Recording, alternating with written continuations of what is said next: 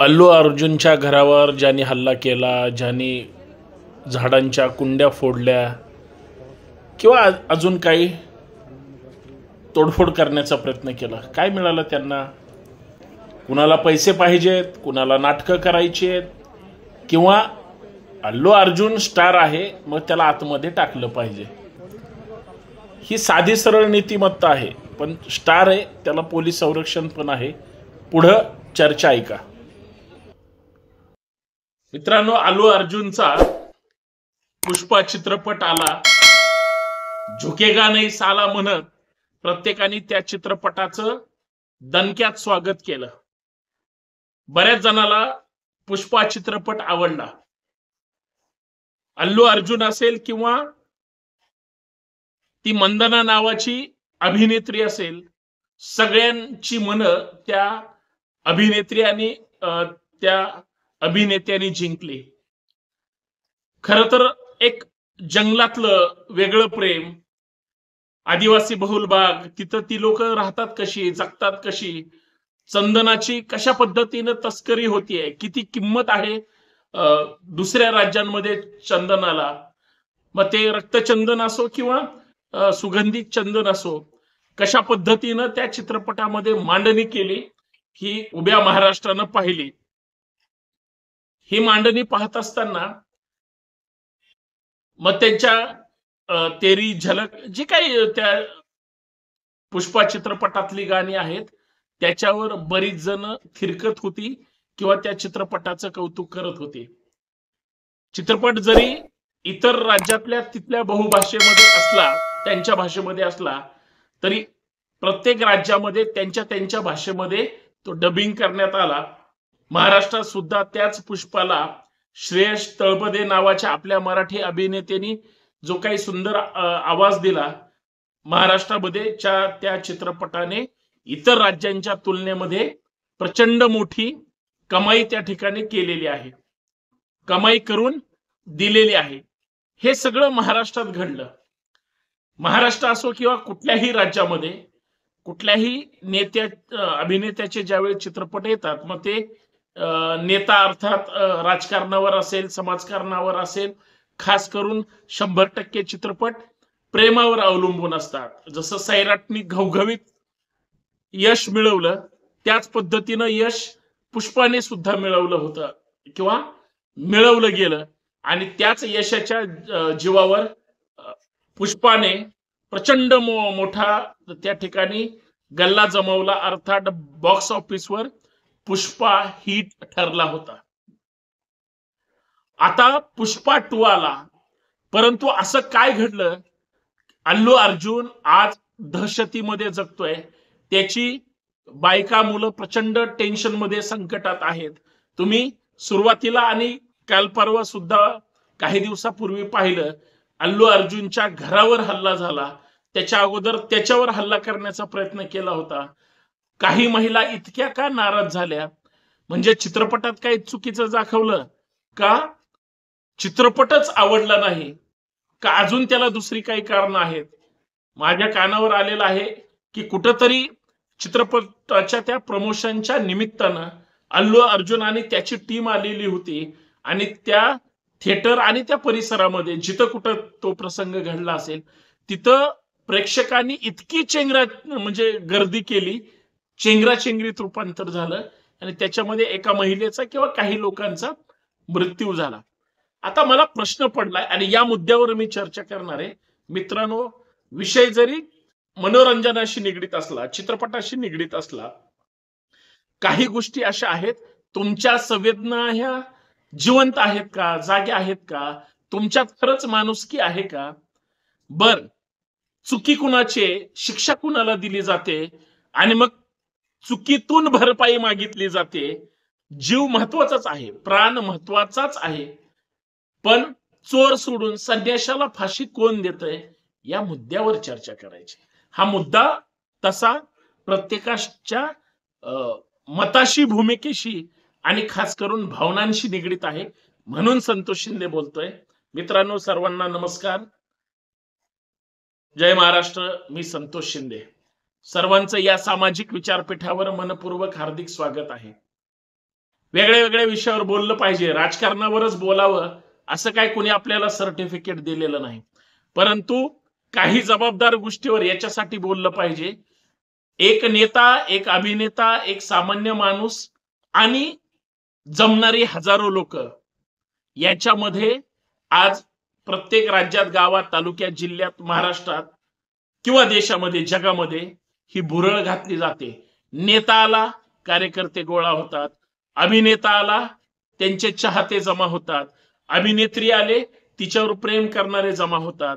किंवा कुठलाही टारका म्हणजे स्टारडप जे काही मंडळी असते, स्टार कास्ट असते किंवा मोठे मोठे नेते असतात, लीडर्स असतात, त्यांना बघायला किंवा त्यांच्यावर एकतर्फी प्रेम करणारे हजारो करोडो फॅन असतात, जे त्या नेत्याच्या किंवा अभिनेत्याच्या भूमिकेवर किंवा त्यांच्या एकंदरीत बोलीभाषेवर ते प्रचंड प्रेम करत असतात.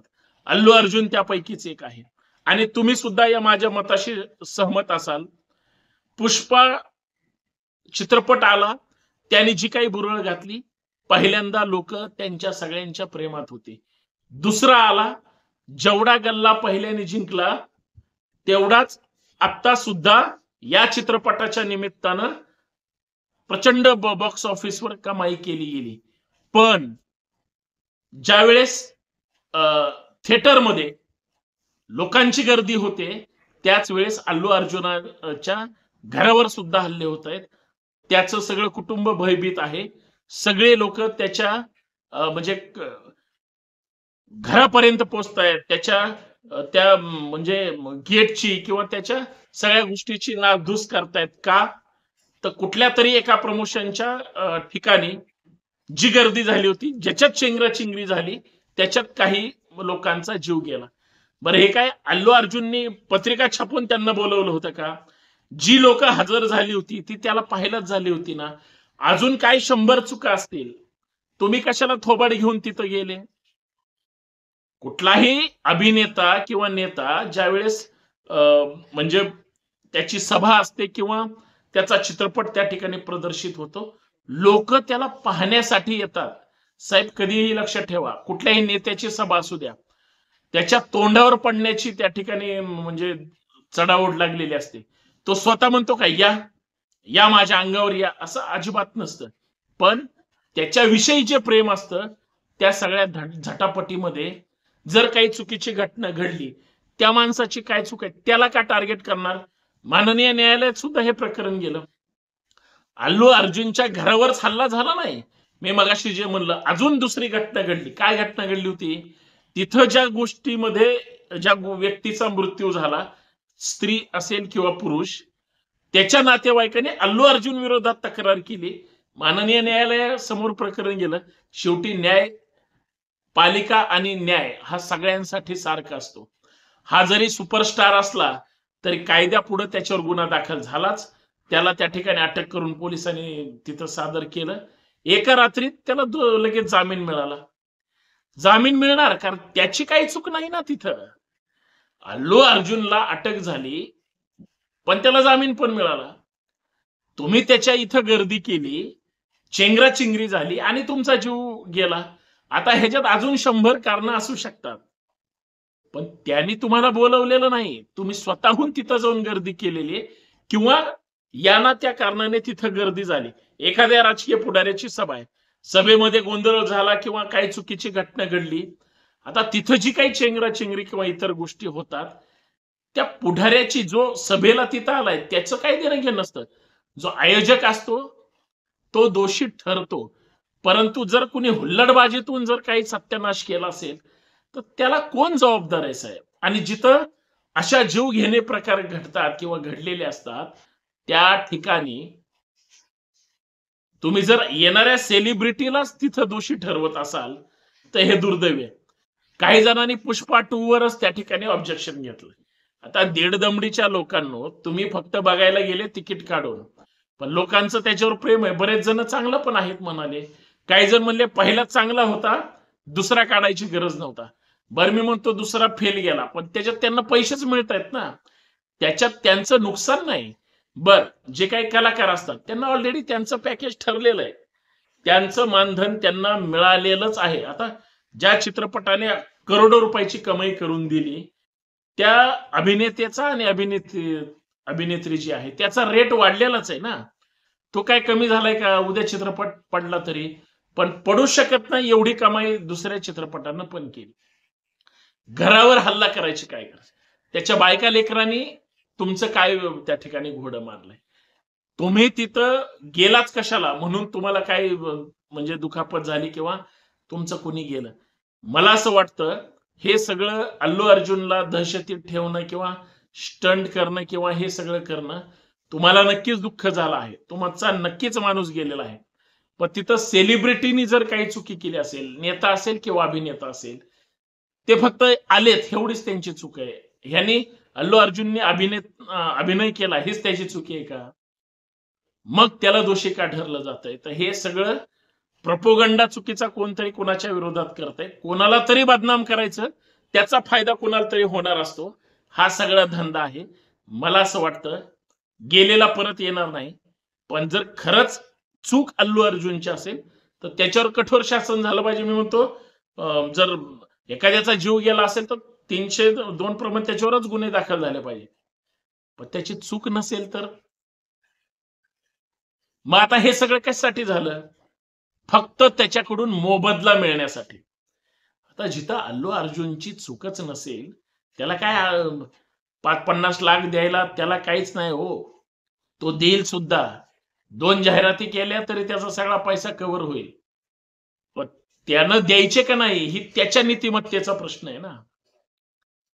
आम्हाला त्याच्या मोबदला पैशातच पाहिजे म्हणून त्याच्यावर हल्ले जर तुम्ही करणार असाल, स्टंट करणार असाल, तर पैशासाठी अल्लू अर्जुनवर हल्ले होतात का? पैशासाठी अल्लू अर्जुनला टार्गेट केलं जातंय का? किंवा काहीतरी मोबदला मिळावा, 4 पैसे मिळावेत म्हणून तुम्ही जर त्याला टार्गेट करत असाल, तर तुमचा शुद्ध हेतू पैसे कमवण्याचा आहे. तुमचा माणूस गेला याचं तुम्हाला दुःख नाही. अल्लू अर्जुनला बदनाम करून तुम्हाला पैसे मिळवायचे हा तुमचा शुद्ध हेतू धंद्यात त्या ठिकाणी दिसतोय. असं म्हणलं तरी वावगं ठरणार नाही. परंतु मला ही गोष्ट पटलेली नाही. मला ही गोष्ट मान्य नाही. म्हणून मी बोललो. धन्यवाद. जय जिजाऊ, जय शिवराय.